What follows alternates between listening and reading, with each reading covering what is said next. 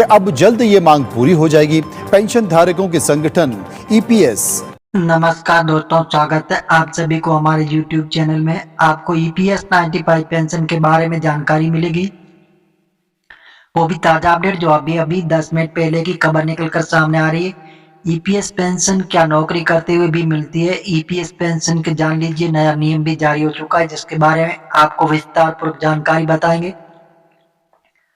जो अभी अभी हाल फिलहाल की ताजा अपडेट निकलकर सामने आ रही, कर्मचारी भविष्य निधि ईपीएफ द्वारा पीएफ अकाउंट के साथ साथ कर्मचारी पेंशन जो ना ईपीएस की देखरेख भी करती है। ईपीएस के तहत इकट्ठा हुए फंड से भी कर्मचारियों को पेंशन दी जाती है। अधिकतर लोगों को लगता है कि ईपीएस के तहत मिलने वाली पेंशन रिटायरमेंट के बाद ही मिलती है, लेकिन क्या आप जानते हैं कि ऐसा नहीं है और आप नौकरी करते हुए भी ईपीएस के तहत पेंशन प्राप्त कर सकते हैं। तो जी हाँ दोस्तों, जैसे कर्मचारी भविष्य निधि संगठन ईपीएफ द्वारा अपने सदस्यों की मासिक कमाई से हर महीने कटौती की जाती है। सभी कर्मचारियों की बेसिक कमाई में से 12% हिस्से की कटौती की जाती है। इसमें से 8.33% हिस्सा कर्मचारी के पीएफ अकाउंट में जमा किया जाता है, जबकि 3.67% हिस्सा 8.33% हिस्सा कर्मचारी के पीएफ अकाउंट में जमा किया जाता है। तो कर्मचारी पेंशन जो है ना ईपीएस के तहत खुलवाए गए खाते में जमा किया जाता है। ईपीएस खाते में जमा किए गए पैसे से इकट्ठा हुए फंड में से कर्मचारियों को पेंशन दी जाती है।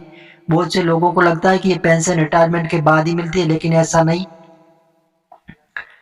ईपीएस के अनुसार कोई भी व्यक्ति जिसने 10 साल से अधिक समय तक नौकरी की है, वह 50 साल से अधिक उम्र हो जाने के बाद पेंशन क्लेम कर सकता है।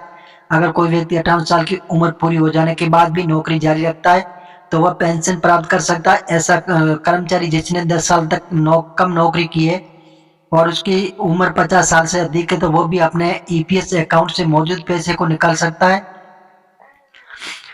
दूसरी तरफ अगर आप 50 साल से कम उम्र है लेकिन 10 साल या इससे अधिक समय तक नौकरी की है, तो आप नौकरी के दौरान पेंशन प्राप्त नहीं कर सकते हैं।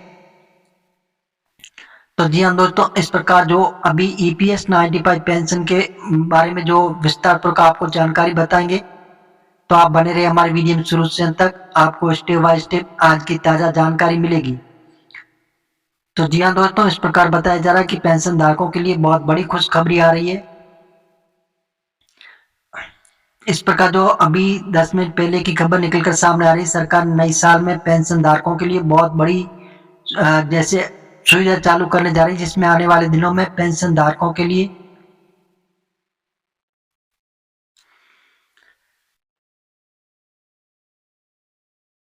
ईपीएस लाभार्थियों को 78 लाख लोगों को मिली खुशखबरी, सारा इंतजार हुआ समाप्त, पेंशन को नए साल का तोहफा।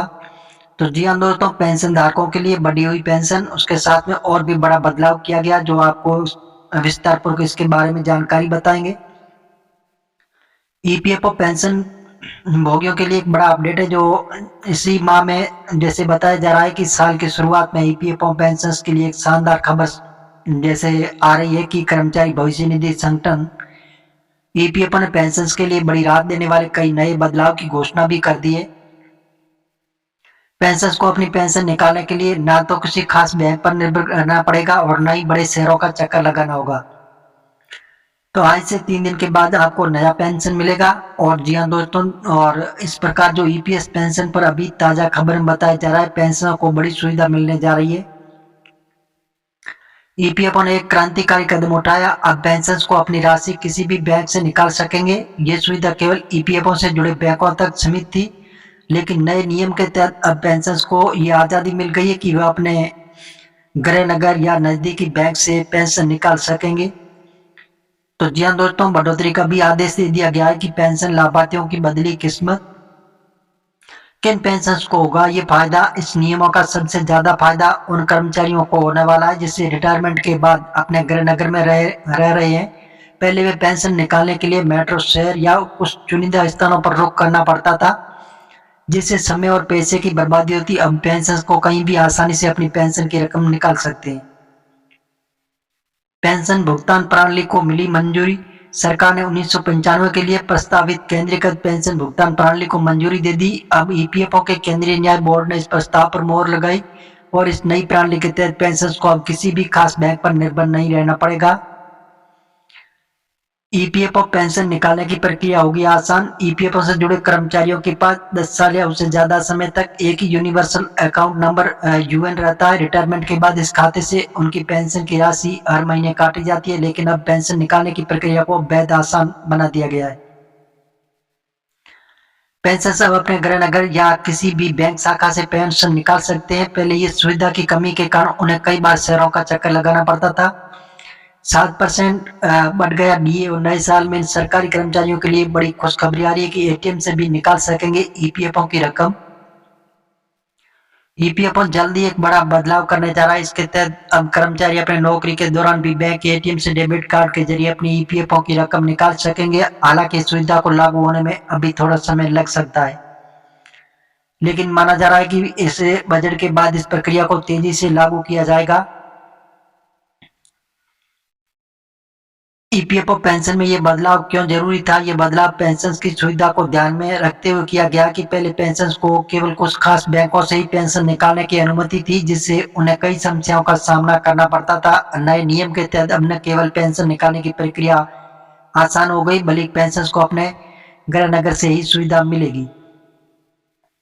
पेंशन के लिए शुरुआत ईपीएफओ ने इन बदलावों से पेंशनों के जीवन को और सरल और सुविधाजनक बना दिया है कि केवल समय की बचत करेगा, बल्कि पेंशनों के जीवन में आत्मनिर्भरता भी लाएगा। नए साल में इन बदलावों के साथ ईपीएफओ पेंशन को अब और अधिक सुविधाएं मिलेगी। पेंशन के लिए नया जैसे साल सच में खुशियों से भरा हुआ है। तो इस प्रकार जो ईपीएस 95 के 78 लाख पेंशन लाभार्थियों के लिए बहुत बड़ी खुशखबरी आ रही है कि आपको बढ़ा हुआ पेंशन भी मिलेगा, वो भी इसी माह के अंत तक लगभग आपके अकाउंट में जमा भी हो सकता है और बढ़ा हुआ ब्याज भी मिलेगा। पहले आपको जैसे 8.15% की दर से ब्याज मिलता था, सरकार ने इसको बढ़ाकर 8.25% कर दिया, जिससे आपकी पेंशन में बहुत बड़ा इजाफा होगा।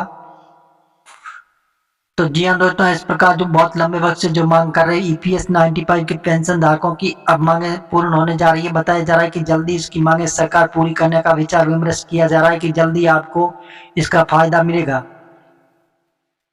तो जी हाँ दोस्तों, इस प्रकार जो ईपीएस 95 के 78 लाख पेंशन लाभार्थियों के लिए बहुत बड़ी खुशखबरी आ रही है और भी वंचित लोगों को भी इस योजना में जोड़ा जाएगा। उनको भी 5,000 रुपये प्रत्येक माह पेंशन मिलेगी और सुप्रीम कोर्ट के आदेश अनुसार हायर पेंशन का भी लाभ दिया जाएगा। साथ में आपके स्वास्थ्य देखभाल के लिए मुफ्त मेडिकल सुविधाएं भी सरकार उपलब्ध कराएगी।